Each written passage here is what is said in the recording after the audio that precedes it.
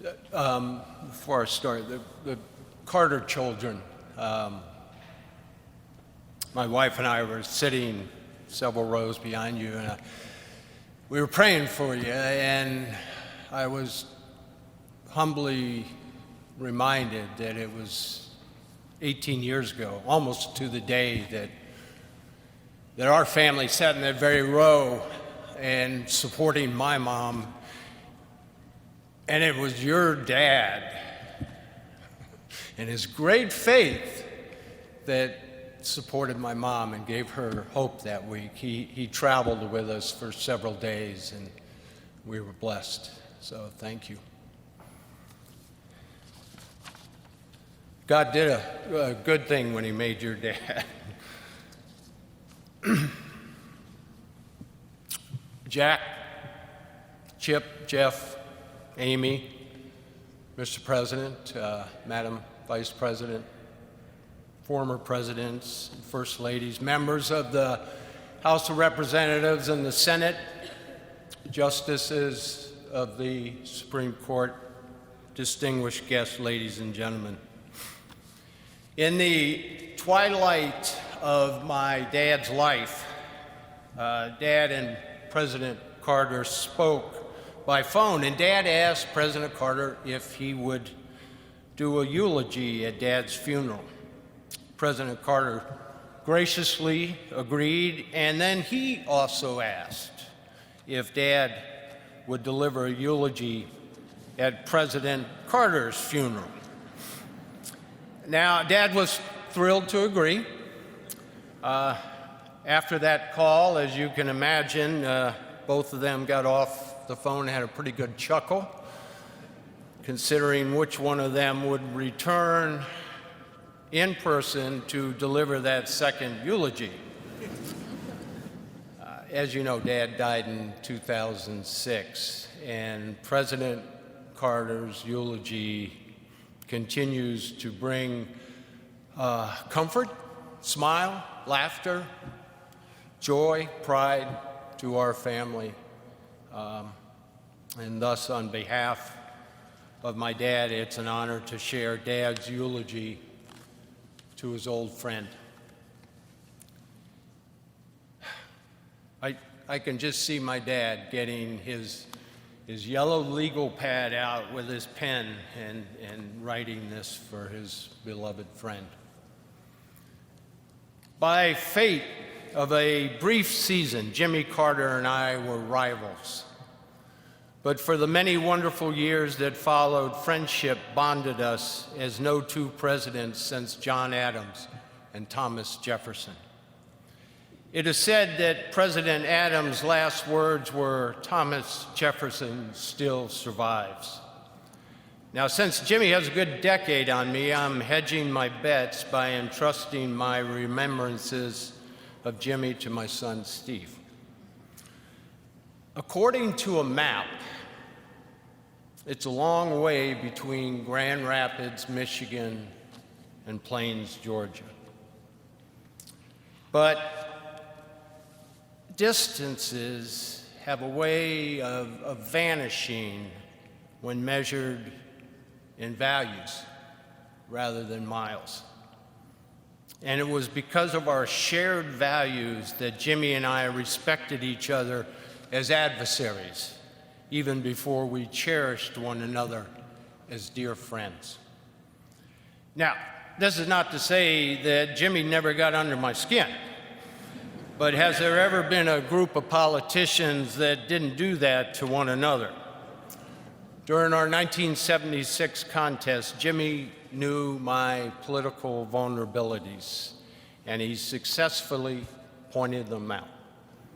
Now, I didn't like it, but little could I know that the outcome of that 1976 election would bring about one of my deepest and most enduring friendships. In the summer of 1981, the two of us found ourselves together again, this time aboard Air Force One, bound for the funeral of the great peacemaker Anwar Sadat.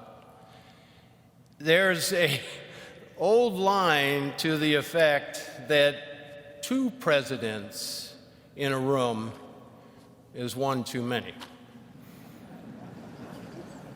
Frankly, I wondered how awkward that long flight might be to Cairo, and it was a long flight, but the return trip was not nearly long enough, for it was somewhere over the Atlantic that Jimmy and I forged a friendship that transcends politics. We immediately decided to exercise one of the privileges of a former president, forgetting that either one of us had ever said any harsh words about the other one in the heat of battle. Then we got on to much more enjoyable subjects, discussing our families, our faith, and sharing our experiences in discovering that there is indeed life after the White House. We commiserated over the high cost of building presidential libraries, and the even more regrettable fact that most of that fundraising for these otherwise admirable institutions fell to us personally. On the spot, we agreed to participate in programs at each other's library, beginning with a series of conferences on arms control. And if that wasn't newsworthy enough, we told reporters on the plane that a lasting Middle East peace would require the United States to make tough decisions, like confronting the Palestinian issue directly, thereby building on the work to which President Sadat had literally given his life. It was the first time, but by no means the last time, that our unlikely partnership ruffled feathers in the Washington establishment. Now, honesty and truth-telling were synonymous with the name Jimmy Carter. Yeah. Those traits were instilled in him by his loving parents, Lillian and Earl Carter, and the strength of his honesty was reinforced by his upbringing in the rural South, poised on the brink of social transformation. He displayed that honesty throughout his life as a naval officer, state legislator, governor, president, and world leader. For Jimmy Carter, honesty was not an aspirational goal, it was part of his very soul. Now, I think Jimmy wrote more books than any former president. Once asked if he really enjoyed writing, he replied with that familiar twinkle in his eye, "It beats picking cotton." But I think he enjoyed writing for another reason. As an author, he was under no pressure to tailor his opinions to some political constituency or potential contributor. Now, both of us had experienced the harsh reality that defeat at the polls can be painful, but we also came to know a more important consequence. Political defeat and writing can also be liberating. If it frees you to discuss topics that aren't necessarily consistent with short-term political popularity. Now, Jimmy learned early on that it was not enough merely to bear witness in a pew on a Sunday morning. Inspired by his faith, he pursued brotherhood across boundaries of nationhood, across boundaries of tradition, across boundaries of caste. In America's urban neighborhoods and in rural villages around the world, he reminded us that Christ had been a carpenter. And in third world villages, he successfully campaigned not for votes, but for the eradication of diseases that shame the developed world as they ravage the undeveloped one. Now, of course, not all of Jimmy's time was spent building houses, eradicating disease, brokering ceasefires, monitoring elections. While Jimmy is probably the only former president to conduct a weekly Bible class, I know for certain he is the only former president to perform a duet of On the Road Again with Willie Nelson. Georgia wasn't just on Jimmy's mind, it was in his blood.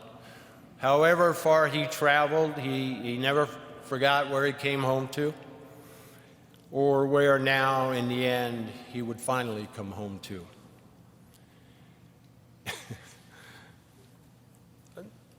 Of the many things Jimmy and I had in common, the most important is this. We both married way above ourselves, way above.